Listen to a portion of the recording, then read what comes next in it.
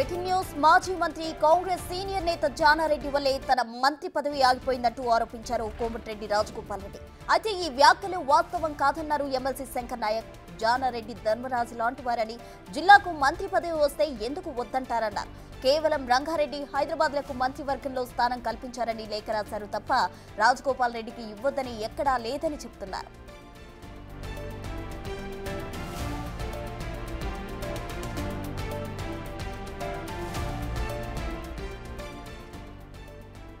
MLC Shankar Naik తో మా ప్రతినిధి Ramesh face to face.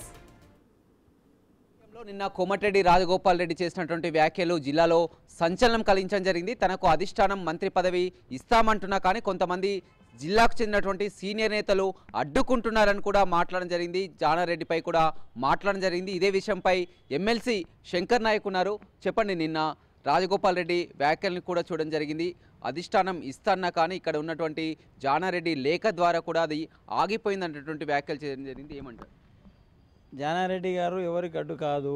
Jana Reddy గారు అతని మంత్రి రాజగోపాల్ రెడ్డి గారికి మంత్రి పదవి వస్తుందంటే సంతోషపడే వ్యక్తి. ఎందుకంటే అధిష్టానం ఒకవేళ ఆ రోజు పార్టీలో రీజాయిన్ అయినప్పుడు అధిష్టానం అతను ఒప్పుకొని ఉంటే తప్పకుండా పార్టీ మంత్రి పదవి ఇస్తుంది. దానికి కాంగ్రెస్ పార్టీగా నేను కానీ, మా మహేష్ కుమార్ గౌడ్ టీపీసీ అధ్యక్షులు కానివ్వండి, రేవంత్ రెడ్డి గారు కానీ ఎవరు కూడా అడ్డు కాదు. ఎందుకంటే కాంగ్రెస్ పార్టీ ఒక నిర్ణయం తీసుకుని దాన్ని కట్టుబడి ఉంటే మేము. కానీ జానారెడ్డి గారు హైదరాబాద్, రంగారెడ్డి జిల్లాకు సంబంధించిన మాజీ ఎమ్మెల్యేలు, మాజీ మంత్రులు అందరూ పోయి ఈ రంగారెడ్డి జిల్లాలో 29 మంది ఎమ్మెల్యేలు ఉంటారు కాబట్టి 29 స్థానాలు ఉంటాయి కాబట్టి రేపు కార్పొరేషన్ ఎలక్షన్స్ వస్తాయి, లోకల్ పార్టీస్ వస్తాయి కాబట్టి ప్రాతినిధ్యం లేదని అడగడం జరిగింది. దాంట్లో సార్కి వాళ్ళు ఏఐసిసికి అధిష్టానికి లెటర్ రామని చెప్పడం జరిగింది. అతను రాజగోపాల్ రెడ్డి గారికి మంత్రి పదవి ఇవ్వద్దని కానీ, రాజగోపాల్ రెడ్డి గురించి కానీ ఎక్కడ కూడా రాయడం జరగలేదు. కానీ ఈ సమయంలో ఎందుకంటే 3వ తారీఖు చాలా క్లియర్గా ఆ మంత్రివర్గ విస్తరణ ఉండబోతుందని ఆయనకు డైరెక్షన్ కూడా ఉండడం జరిగింది. ఈ సమయంలో తీరా వచ్చే సమయంలో కూడా లేఖ రాయడానికి కారణం ఏంటి? ఎందుకంటే నల్గొండ జిల్లాకు 3 మంత్రి పదవులు రావద్దా, మునుగోడుకు మంత్రి పదవి రావద్దా, ఎందుకు జానారెడ్డి లేఖ రాయాల్సి వచ్చింది? 3 మంత్రి పదవులు వస్తే సంతోషపడేది మేమే. నల్గొండ జిల్లాకు 3 మంత్రి పదవులు వస్తే వద్దంటాం మేము. రాజగోపాల్ రెడ్డి గారికి వచ్చినా పర్లేదు, బాలనాయక్ గారికి వచ్చినా పర్లేదు, ఇంకెవరికి ఇచ్చినా పర్లేదు, మేము కాదనట్లేము. కానీ జానారెడ్డి గారి లేఖ వల్ల ఆగిపోయింది అది తప్పది, అది అసత్య ప్రచారము. ఎందుకంటే జానారెడ్డి గారు లేఖ రాసింది ఎవరికి రాసినారు? హైదరాబాద్, రంగారెడ్డి జిల్లాకు సంబంధించిన నాయకులకు రాసినాడు. ఎవరిని వాళ్ళకి మంత్రి పదవి ఎవరు రాయలేదు. జిల్లాలో ఉన్న వాళ్ళకి ఎవరైనా 2 జిల్లాలకు ప్రాతినిధ్యం లేదు కాబట్టి కల్పించమని రాసినాడు. దాంట్లో జానారెడ్డి గారు ఆయన ధర్మరాజ పాత్ర పోషించిండు తప్ప పార్టీని ఒక దిశానిర్దేశం నడిపాలని చూసినాడు తప్ప వేరే ఏం లేదు. అతనికి పార్టీలో సమన్వయం చేయాలని చూస్తాడు తప్ప వేరే. ఇప్పుడు నిజంగా అధిష్టానం పార్టీ ఏదైనా రాజగోపాల్ రెడ్డి గారు ఒప్పుకునేది పార్టీ పదవి, మన మంత్రి పదవి ఇవ్వాలని చెప్పేసి. అప్పుడు ఇచ్చినప్పుడు ఆ రంగారెడ్డి జిల్లా మన హైదరాబాద్ జిల్లా నాయకులకైతే చెప్పాలి కదా, నచ్చ చెప్పాలి కదా. చెప్పినప్పుడు ఆ సమయం అటువంటి సందర్భం వచ్చినప్పుడు వారికి నచ్చపాల్సిన అవసరం వస్తుంది కదా. మరి తను అప్పుడు వీళ్ళందరూ వచ్చినప్పుడు సార్ ఆ రోజు మీరు లేఖ రాయలేదు, ఇవాళ మా దగ్గరికి మీరు వస్తున్నారు మీరు అని అడిగితే అప్పుడు దానికి సమాధానం ఏమున్నది? కాబట్టి వాళ్ళకి నచ్చపాల్సి వస్తుంది. మంత్రి పదవి ఇస్తే ఒకరు సంతోషపడాల్సిన వ్యక్తి కూడా మేమే.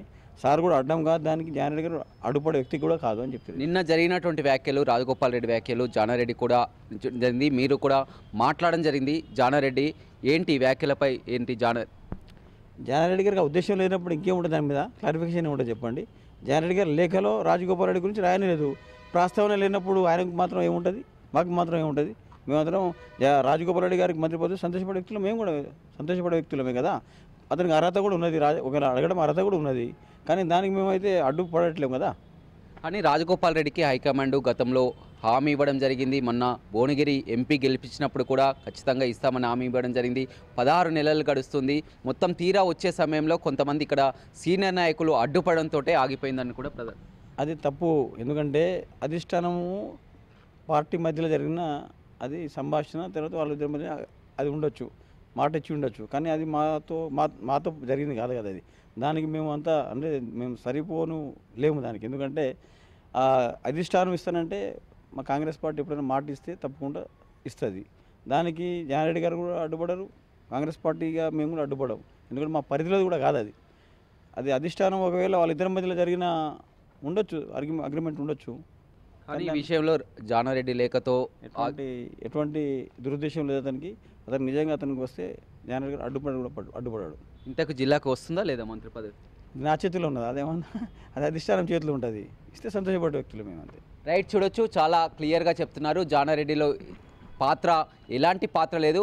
జిల్లాకు మంత్రి పదవి వస్తా అంటే సంతోషమే, కానీ జానారెడ్డి లేఖతోటే రాజగోపాల్ రెడ్డి పదవి ఆగిపోయింది, పోస్ట్ పోన్ అయిందన్నటువంటి చేసినటువంటి వ్యాఖ్యల్లో లేదు. ఖచ్చితంగా కూడా జానారెడ్డి కేవలం రంగారెడ్డి హైదరాబాద్లో ప్రాతినిధ్యం కల్పించాలనే లేఖ రాశారు, కానీ రాజగోపాల్ రెడ్డికి మంత్రి పదవి ఇవ్వొద్దు, ఆపాలని కూడా జానారెడ్డి ఎక్కడ కూడా లేఖ రాయలేదని ఎమ్మెల్సీ శంకర్ నాయక్ చెప్తున్నారు. వీడియో రవితో రమేష్, బిగ్ టీవీ, నల్గొండ.